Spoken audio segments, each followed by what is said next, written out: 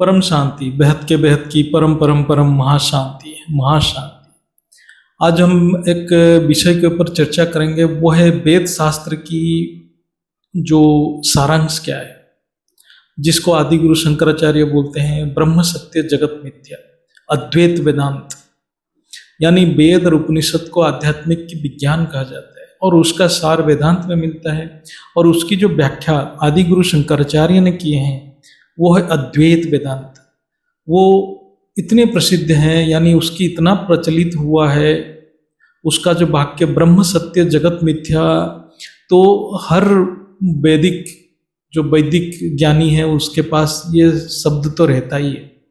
वेद के 4 महावाक्य जो है, अहम ब्रह्मास्मि, प्रज्ञानं ब्रह्म, तत्त्वमसि, अयं आत्मा ब्रह्म, ये 4 महावाक्य को ये एक ही वाक्य ब्रह्म सत्य जगत मिथ्या ही सिद्ध कर देता है, यानी प्रतिपादित करता है। सनातन शास्त्र की आध्यात्मिक विज्ञान में 6 शास्त्र है, सांख्य और योग शास्त्र, न्याय और वैशेषिक शास्त्र, और मीमांसा और वेदांत, ब्रह्मसूत्र, ये 6 शास्त्र है। इसमें सांख्य में द्वैत की बात करता है और शंकराचार्य ने अद्वैत की व्याख्या की है। तो सभी को बहुत भ्रांति होता है, यानी परम सत्य क्या है वो जान नहीं पाते। इसके ऊपर बुद्धि के लेवल पे बहुत तर्क होता है, लेकिन परम सत्य तक कोई नहीं पहुंच पाता है। ये सबको समझने के लिए परम ज्ञान जो बापूजी ने दिए हैं, हमारे दादाजी ने जो दिए हैं, उसको समझना पड़ेगा। परम ज्ञान एक अनुभूति है, ये ना लिखा गया है किताबों में, ये केवल परमपिता की कृपा से ही प्राप्त होता है। आध्यात्म ज्ञान केवल परमात्मा की कृपा से ही प्राप्त होता है। पुरुषार्थ तो सभी करते हैं, लेकिन ज्ञान केवल योग्य आत्मा, जो पुरुषार्थी आत्मा को ही परमात्मा की कृपा से ही मिलता है। आज अनेक संस्था ज्ञान दे रहे हैं, लेकिन परम सत्य केवल खुद परमपिता ही दे सकते हैं। केवल ज्ञानी ही परमपिता को ज्ञान से ही पहचान सकता है। आज हम यहाँ व्याख्या करेंगे असल में ब्रह्म सत्य जगत मिथ्या की क्या अर्थ है, ये हम समझेंगे बापूजी जो समझाए हैं। वेद श्रुति है, यानी वो केवल योग्य परम शुद्ध आत्मा, यानी परमात्मा जो आपने अनुभूति करते हैं वही उनके शब्द ही वेद है। यानी वेद परमात्मा की ही शब्द है, जिसको केवल कोई आत्मा सुन सकता है, लेकिन वो शब्द का अर्थ को बोध करने के लिए उसको योग और तपस्या करना पड़ता है। पुराने समय में जो सनातन धर्म में अनेक ऋषि मुनि थे, योगी थे, वो योग और तपस्या द्वारा इस घन शब्द के अर्थ को जान पाते थे, अनुभव करते थे, अंतकरण में बोध करते थे। उसको वो अपने शिष्यों के साथ चर्चा करते थे, उसको उपनिषद कहा जाता है। ये जो आदि सनातन धर्म अनेक युगों से इस धरती पे चला आ रहा है, तब से ये सब ज्ञान है। लेकिन आज ये जो पुस्तक रूप में लिखित आकार में है, जो हम आज पुस्तक के रूप में, जो शब्द के रूप में उसमें लिखा गया है, क्योंकि वो शब्द, आज जो शब्द हमारे सामने हैं, वो कितना वो जो मूल भाव को प्रकट कर पा रहा है वो समझना अत्यंत कठिन है। जैसे आज भी जो शंकराचार्य लिखे हैं उसको पूर्ण अनुभूति करना एक आधुनिक तमोप्रधान मनुष्य के लिए कठिन है। इसलिए अद्वैत वेदांत के बाद अनेक मत आया। शुद्ध वेदांत, शुद्ध अद्वैत आया, विशिष्ट अद्वैत आया, द्वैता अद्वैत आया, तो इत्यादि सृष्टि और ब्रह्म को संबंध को समझने के लिए इतने सारे सिद्धांत आ गया। लेकिन ये सिर्फ चर्चा ही चर्चा चलते गया, लेकिन सच में जो परम सत्य क्या है उस तक कोई नहीं पहुंच पाया। अभी केवल ये वेदांत की चर्चा एक बौद्धिक प्रयत्न मात्र रह गया है, इससे कोई प्रत्यक्ष प्राप्ति नहीं हो रहा है, इसलिए जो लोग इसके प्रति आकर्षित नहीं हो रहे हैं। असल में परम सत्य से परम शांति की प्राप्ति होती है। ये एक परम अनुभूति है, ये अनुभूति ही एक प्रमाण है कि परम सत्य क्या है। आज हम इस बात की चर्चा करेंगे, परम सत्य क्या है। जैसे विज्ञान खोज कर रहा है, ऐसा क्या एक फंडामेंटल पार्टिकल है, यानी क्या एक कण है या वस्तु है जिससे सारे सृष्टि के निर्माण हुआ है। आइंस्टाइन भी खोज कर रहे थे कि एक सिद्धांत को जो कि सृष्टि की समस्त नियम को एक्सप्लेन कर सके, यानी थ्योरी ऑफ एवरीथिंग। ऐसे ही अद्वैत वेदांत भी कहता है सब कुछ ब्रह्म है, यानी ब्रह्म से ही ये सृष्टि बना है, जिसको कहते हैं सर्व खल विदं ब्रह्म। यानी ब्रह्म ही थ्योरी ऑफ एवरीथिंग है, जो कि पाश्चात्य सभ्यता को पता नहीं है। शंकराचार्य कहते हैं ब्रह्म सत्य जगत मिथ्या, अर्थात ये जगत यानी सृष्टि मिथ्या है, प्रपंच है, झूठ है, लेकिन ब्रह्म का तो कोई प्रत्यक्ष प्रमाण नहीं है, जबकि जगत को प्रत्यक्ष अनुभूति होता है। जो प्रत्यक्ष अनुभूति होता है वो कैसे मिथ्या हो सकता है? फिर ये बताया जाता है ये जगत सर्जन और विसर्जन होता है, इसलिए ये मिथ्या है। कर्म के सिद्धांत भी वेद प्रतिपादित करता है, तो जगत को कैसे मिथ्या कह सकते हैं? ये साधारण मनुष्य रियलाइज नहीं कर पा रहा है। तो ये सब चर्चा एक बौद्धिक चर्चा है, इसकी कोई डायरेक्ट प्रभाव नहीं होता है आध्यात्मिक प्रगति के लिए। इसलिए परम सत्य को जानना बहुत जरूरी है। सांख्य शास्त्र में कहा गया है कि यह सृष्टि प्रकृति और पुरुष की संयोग से बनता है। तो सृष्टि 25 तत्वों से बना है, उसमें पुरुष और प्रकृति प्रधान है, जिसमें प्रकृति को जड़ कहा गया है और पुरुष को चेतन कहा जाता है। प्रकृति से सारे तत्व एक के बाद एक निर्धारित क्रम में सर्जन होता है, फिर अंत में ये दृश्यमान जगत प्रकट होता है। अद्वैत में एक को ही सब कुछ मान लिया गया है, यानी ब्रह्म ही सब कुछ है, यानी ब्रह्म से ही प्रकृति बना है, फिर सारे तत्व ब्रह्म से ही निकले हैं, और ये दृश्यमान जगत भी ब्रह्म से बना है। यहाँ एक प्रश्न आता है, चेतन कैसे जड़ बन सकता है? यानी कहीं नहीं ये बताया है कि जो शुद्ध ब्रह्म है वो कैसे जड़ तत्व बन गया जिसमें अनेक विकार आने लगा। यानी अद्वैत में सृष्टि की कोई प्रोसेस ही नहीं बताया, केवल ये बताया गया है कि ये जगत ब्रह्म की एक प्रतिबिंब है, यानी जीवात्मा के लिए जगत स्वप्नवत है और इसका कारण है अविद्या। जब तक अविद्या है तब तक जीवात्मा ब्रह्म को जान नहीं पाता। जैसे अविद्या हट जाता है तो जीवात्मा ब्रह्म के साथ एकाकार हो जाता है। यही अविद्या को शंकराचार्य माया कहते हैं। यानी शंकराचार्य के अद्वैत सिद्धांत के हिसाब से ब्रह्म, जगत, माया, ईश्वर, जीवात्मा है, लेकिन सभी ब्रह्म है। ब्रह्म अत्यंत शुद्ध निर्गुण निराकार है, जो कि अनुभव से परे है। यही ब्रह्म ही है जो ज्ञान की बोध कराता है, यानी यही ब्रह्म ही बोधक है। आत्मा जो ब्रह्म है वही बोधक है, यानी बोध करता है।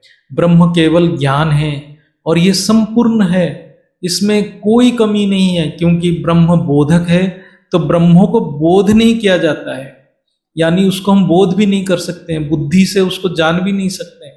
हर जीवात्मा भी ब्रह्म ही है, लेकिन माया यानी अविद्या जीव को ब्रह्म से अलग कर दिया है। यहाँ सबको यही लगा कि जो हम अनुभूति कर रहे हैं यानी संसार जो इतनी वास्तविक है वो कैसे भ्रम यानी मिथ्या हो सकता है।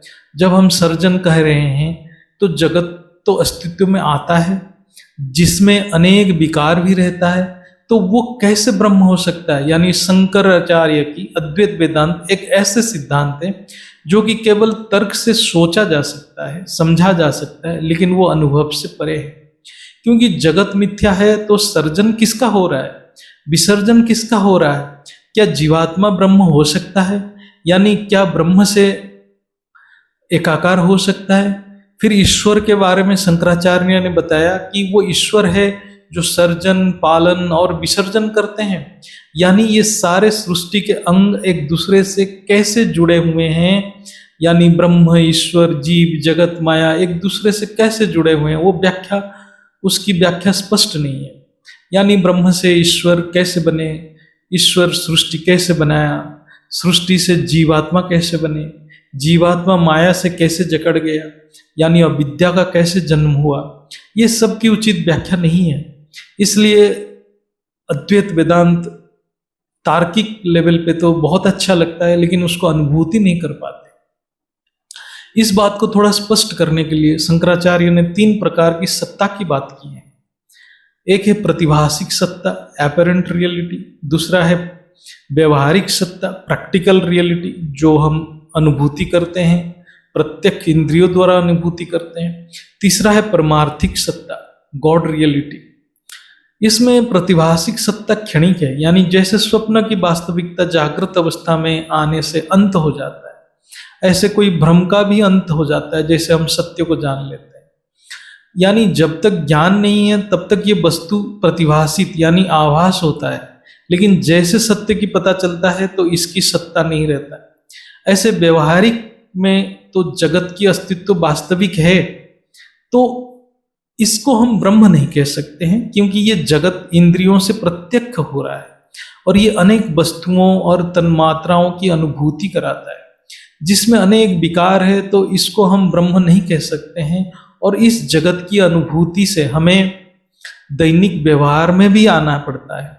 स्थूल शरीर और इसके आसपास की दृश्य ही जगत है, इसका सत्ता है, ये शरीर को कष्ट देता है, दुख देता है, सुख देता है, हर चीज की अनुभूति कराता है। ये कर्म के सिद्धांत के आधार भी है। यदि जगत मिथ्या है तो कर्म के सिद्धांत भी मिथ्या हो जाएगा।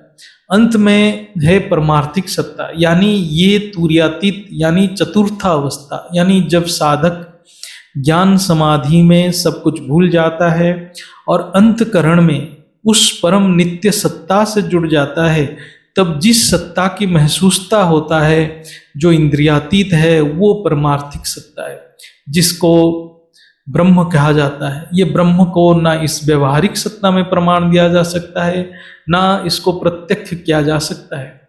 इसका मतलब ब्रह्म सत्य जगत मिथ्या ये केवल उस आत्मा के लिए प्रयोज्य है, उचित है, जो समाधि में ब्रह्म की अनुभूति कर रहा है, ना कि वो आत्मा जो व्यवहारिक जीवन में व्यवहार में है।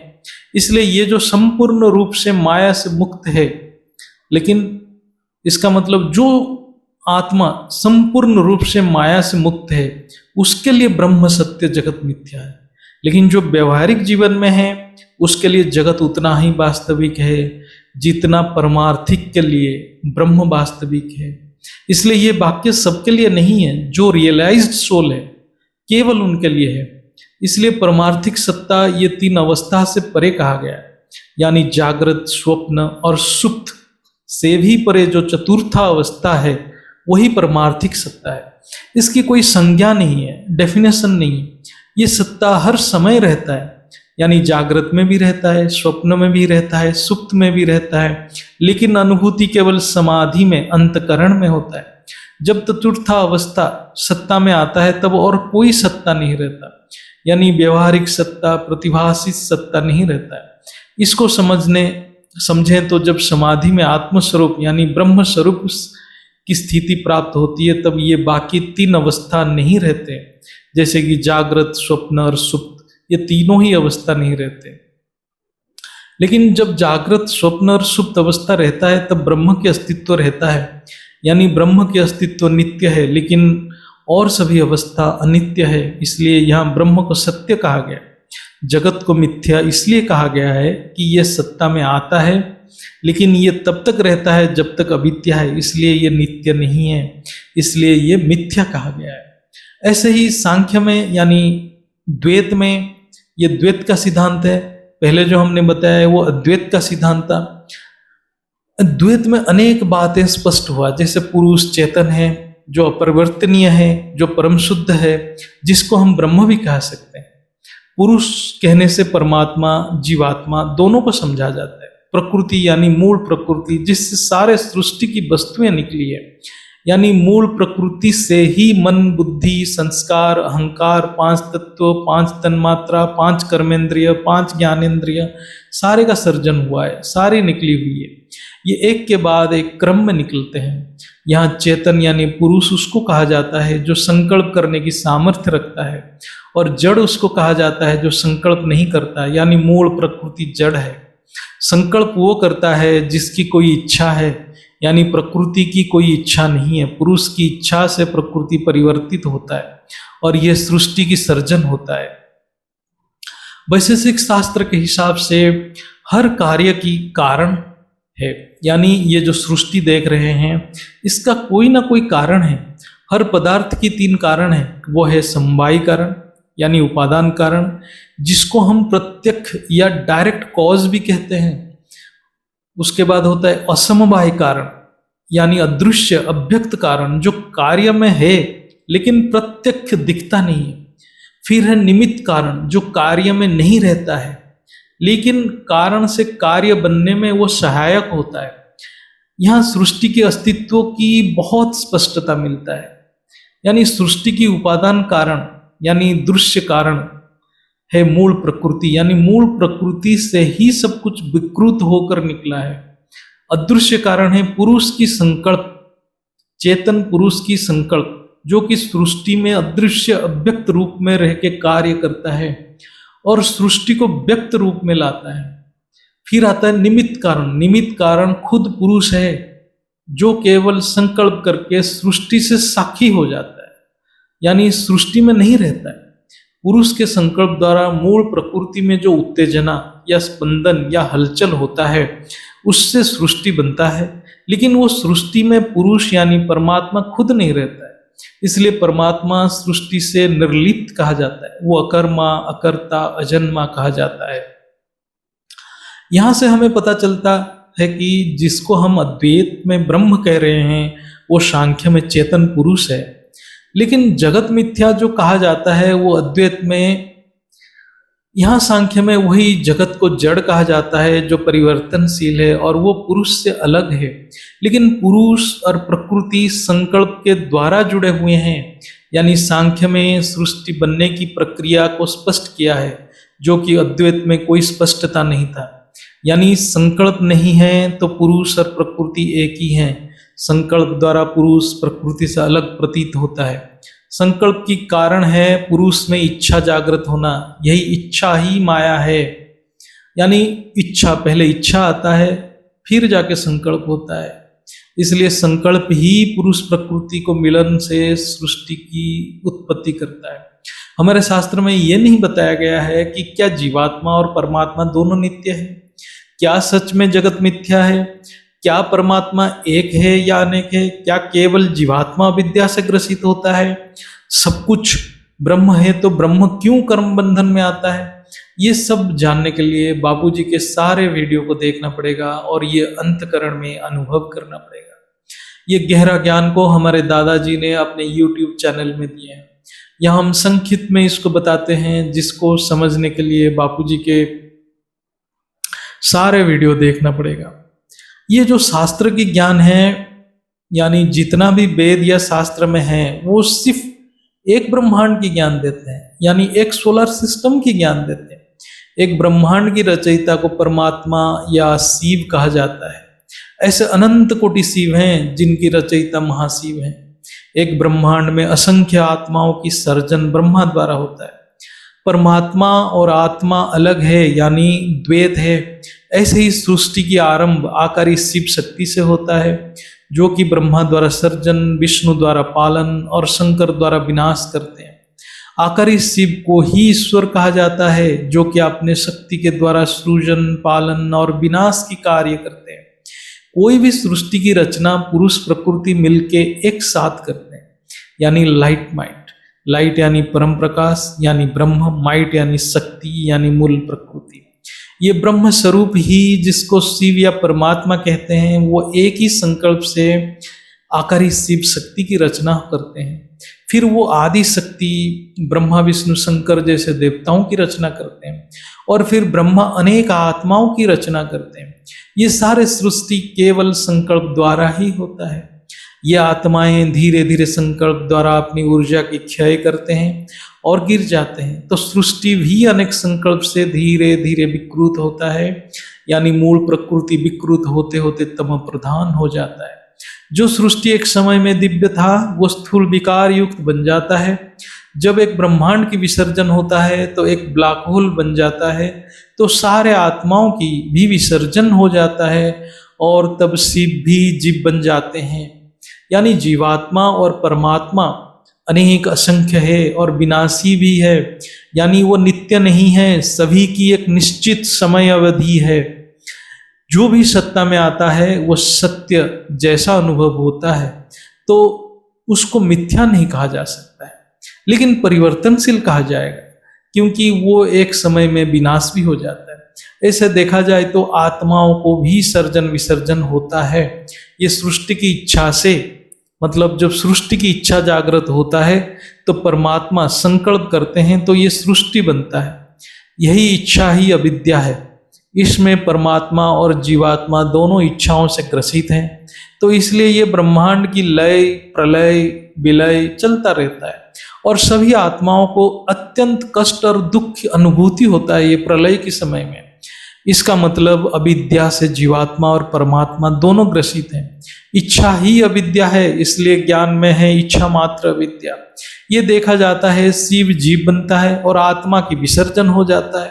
इसका कारण भी अविद्या है। मन वचन कर्म से कर्म बनता है, यानी संकल्प भी एक कर्म है, सर्जन की इच्छा भी एक कर्म है। तो जैसे आत्मा कर्म बंधन में आता है तो परमात्मा भी कर्म बंधन में आते हैं। आत्मा की कर्म बंधन अलग कैटेगरी के हैं और परमात्मा की कर्म बंधन भी अलग है, क्योंकि आत्मा स्थूल जगत में अनेक कर्म बंधन से जकड़ जाता है, जबकि शिव निराकार में एक ही संकल्प से ही कर्म बंधन में आते हैं। सृष्टि के संकल्प के कारण में ही वो जो परमात्मा शिव भी कालाग्नि की कष्ट को अनुभव करते हैं। ये परम ज्ञान को समझने से ये पता चलता है ये सृष्टि अद्वैत भी है, अद्वैत ही है, लेकिन द्वैत केवल परमपिता बेहद की परमपिता के लिए है, क्योंकि पूर्ण ब्रह्म का अनुभूति नित्य निरंतर अनुभूति केवल बेहद की परमपिता करते हैं। बाकी सबके लिए सृष्टि अद्वैत ही है, यानी सृष्टि की मूल कारण तो एक ही है, लेकिन अनेक उपादान है जिसकी अलग अलग अस्तित्व है, जैसे परमात्मा, जीवात्मा, परम प्रकृति। ऐसे देखा जाए तो मूल कारण तो एक ही है, परम प्रकाश, लेकिन वो स्टेज तो कोई अनुभूति ही नहीं कर सकता है। द्वैत ही सबके लिए सत्य है। अद्वैत तो केवल बेहद की परमपिता के लिए है, जो केवल नित्य निरंतर परम प्रकाश में स्थित रहते हैं। ये बहुत गहरा ज्ञान है। संपूर्ण सत्य जानने के लिए बेहद की ज्ञान को समझना पड़ेगा। बेहद की परमपिता और बेहद की आत्मा अविनाशी है। जो भी शास्त्र की ज्ञान रखते हैं या विज्ञान की ज्ञान रखते हैं, उनको गहन चिंतन मंथन करना चाहिए। इवन जो बीके में भी आत्मा की ज्ञान लिए हैं, उनको भी सोचना चाहिए कि बेहद की बाप कौन है। क्या एक परमात्मा शिव बेहद की बाप हो सकते हैं जो विनाशी हैं? केवल निराकारी होने से ये समझना नहीं चाहिए कि वो नित्य और अविनाशी है। हर कार्य की कारण है, वो मूल कारण यानी परम सत्य को जानने के लिए बापूजी के सारे वीडियो को देखना पड़ेगा। परम शांति बेहद की परम परम परम महाशांति है, महाशांति है, महाशांति।